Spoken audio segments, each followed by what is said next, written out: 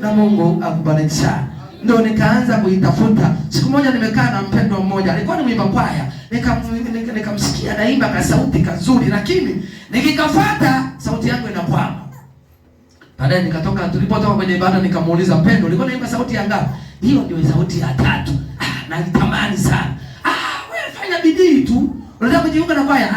Sitaki. Lakini naitamani sauti unayoimba ni sauti naipenda. Akasema haina shida. Unapokuwa naimba kwenye nyimbo uwe karibu na mimi, utaelewa. Kila ibada tukianza nyimbo za vitabuni, tukianza sifa, tukianza nini, nashangaa niko pamoja na wewe tunaimba. Nionapo amani kama na mimi nafuata sauti anayoimba. Mama yangu mbona na nili fujo. Bwana Yesu asifiwe. Na beba wawili na beba mmoja. Na unaamua kutokea huko. Gari nataka kuzama. Mungu akubariki sana. Nipungie mkono hewani na Mungu akubariki sana. Mwambie jirani yako, wewe ni furaha yangu. Kwa hiyo nikaona hapa hapana, nikaona acha nijifunze ili na mimi niwe bora, kwa sababu nimechoka kuambiwa kichwa changu nina kichwa kama tikiti maji, nina kichwa kimejaa tope.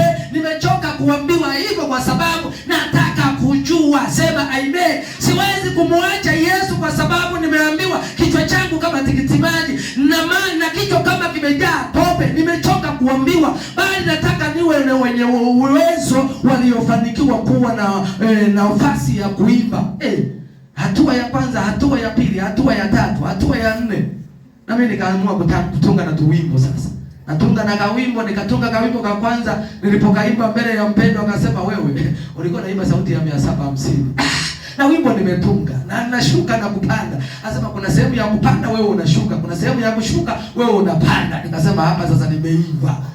Nikajifikiria, niliporudi kituoni nikasema kuanzia leo siimbi. Akasema hapana, usipoimba tayari unajua unapokaa lazima unakuwa na mahakama yako, unakuwa na bunge lako, unakuwa na baraza la mawaziri. Sasa nikarudi kituoni kwangu, nikakaa na baraza la mawaziri na bunge na mahakama. Alafu jibu likatoka likasema, usikate tamaa, songa mbele. Hata kama watakwambia hapo umekosea, kubali nimekosea, alafu nisonge mbele. Sema amen. Hata wewe ukiambiwa hapo umekosea, kubali, si mwanadamu, na mwanadamu amezaliwa kutokuyajua ili ayajue yale ambayo anatakiwa kuyajua. Hebu nipungie mkono wewe ambaye unatakiwa kuyajua, ambayo unatakiwa kuyajua. Sema amen. Ili yale usiyoyajua uyaache, utembee katika kiwango ya kuyajua. Sema amen. Kwa sababu tayari umepandwa kwenye udongo mzuri. Sema amen. Umepandwa kwenye udongo mzuri. Wewe umepandwa kwenye udongo gani?